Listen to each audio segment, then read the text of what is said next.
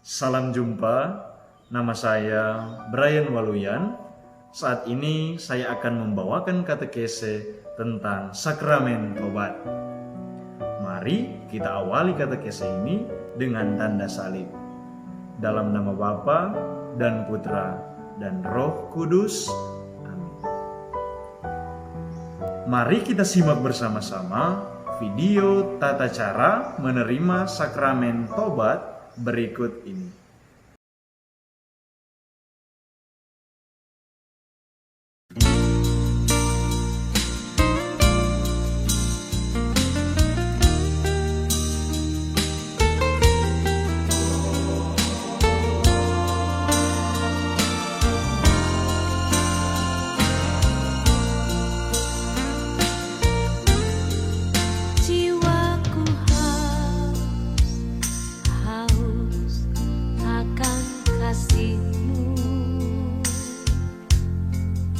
Jiwaku rindu akan cintamu. Siramilah taman hatiku yang kering ini, agar cintamu bersemi di hatiku. Jiwaku haus akan kasih-Mu. Jiwaku rindu akan cintamu. Siramilah taman hatiku yang kering ini, agar cintamu bersemi di hatiku.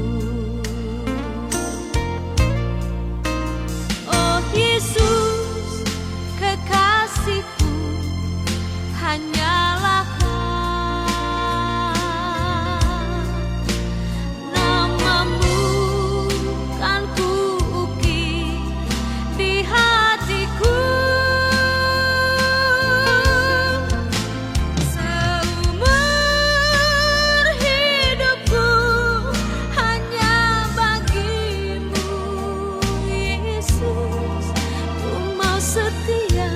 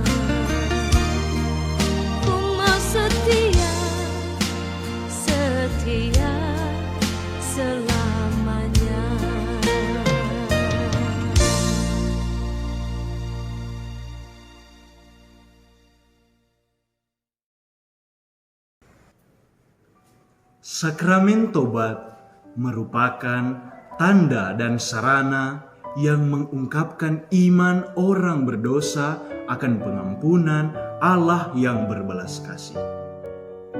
Mengapa kita perlu menerima sakramen tobat?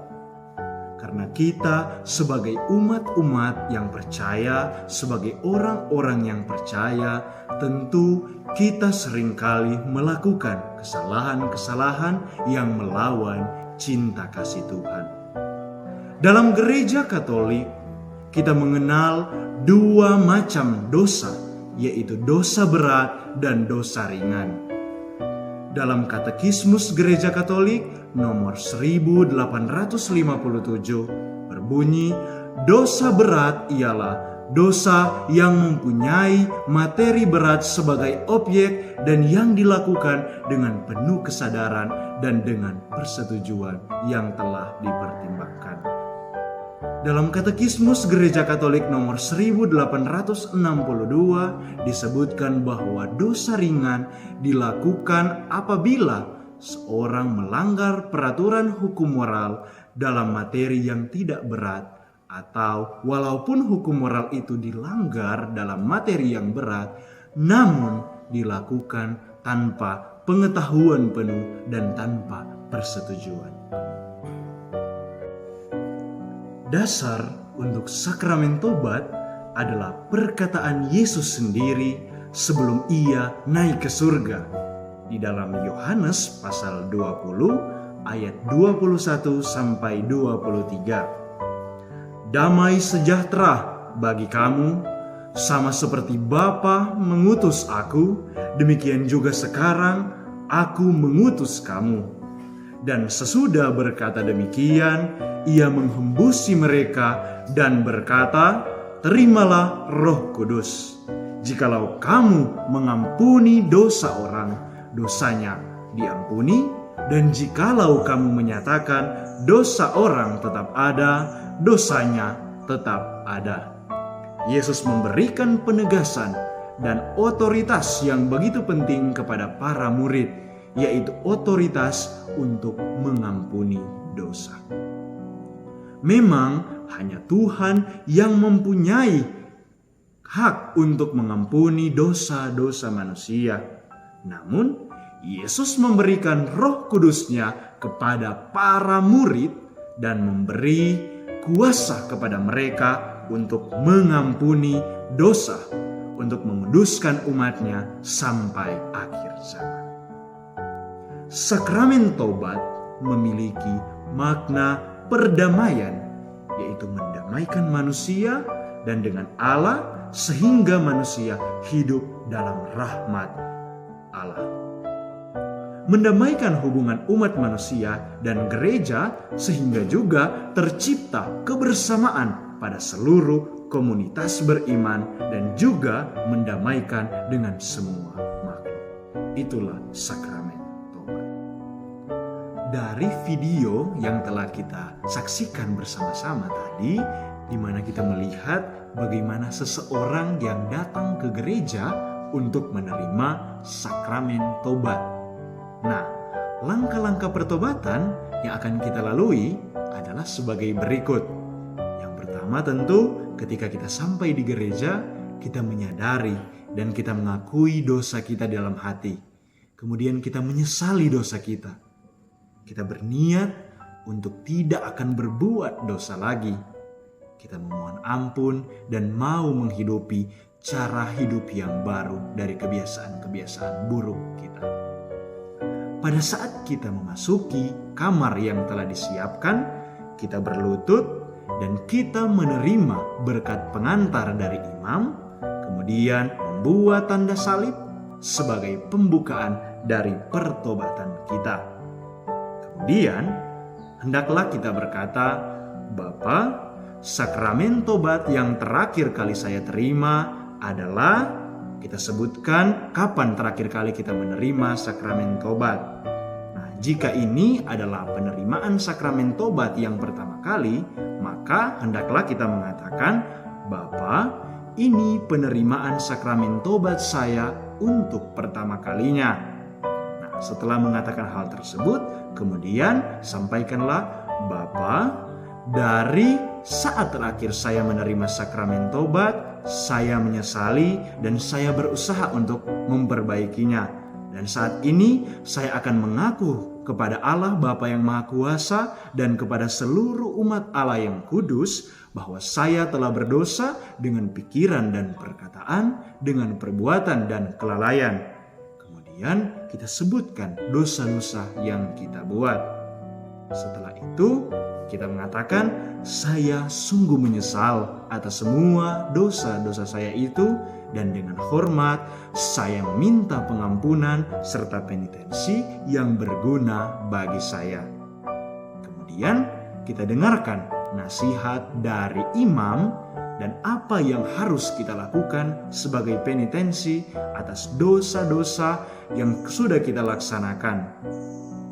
Maka setelah itu, ketika imam memberikan absolusi, kita harus membuat tanda salib dan mengucapkan terima kasih. Dan sebelumnya juga kita harus mendoakan doa tobat. Nah, setelah itu kita keluar dari kamar pengakuan dan kita mengambil posisi yang tenang di dalam gereja. Kemudian kita mendoakan penitensi yang diberikan oleh imam tersebut. Unsur-unsur dari sakramen tobat adalah yang pertama, pengakuan, di mana kita harus mengakukan dosa-dosa kita secara jelas dan terperinci, tetapi tidak bertele-tele. Dengan mengakui dosa kita mengakui kerahiman Allah dan memohon belas kasih kepadanya.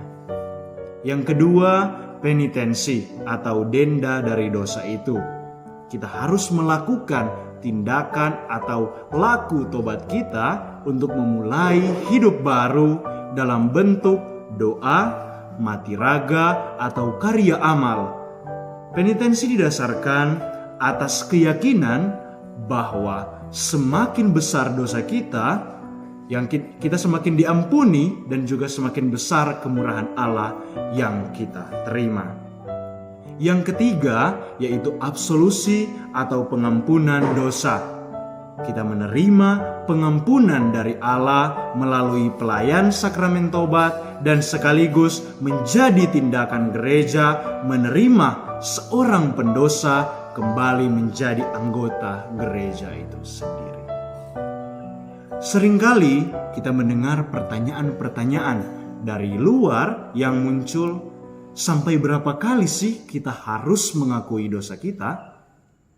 Nah, Gereja Katolik menjalankan perintah yang dikatakan Yesus pada waktu ia menjawab pertanyaan Rasul Petrus, yang yaitu sampai berapa kali dia harus mengampuni saudaranya yang berdosa kepadanya? Dan Yesus menjawab, bukan sampai 7 kali, melainkan sampai 70 kali 7 kali. Dalam Matius 18 ayat 22. Dengan kata lain, ketika kita mau meminta pertobatan, itu tidak terbatas. Memenuhi pesan Yesus inilah, Yesus memberikan pengampunan yang dipercayakan kepada gereja dalam sakramen tobat yang dapat kita terima sampai saat ini. Ada ungkapan yang menyatakan tiada gading yang tak retak. Ungkapan ini mengandung makna bahwa tiada seorang manusia yang sempurna. Hal ini berarti tidak ada seorang pun yang tak pernah berbuat dosa. Maka dari itu, marilah kita berani melangkahkan kaki kita untuk menuju kepada pertobatan sejati melalui sakramen pertobatan.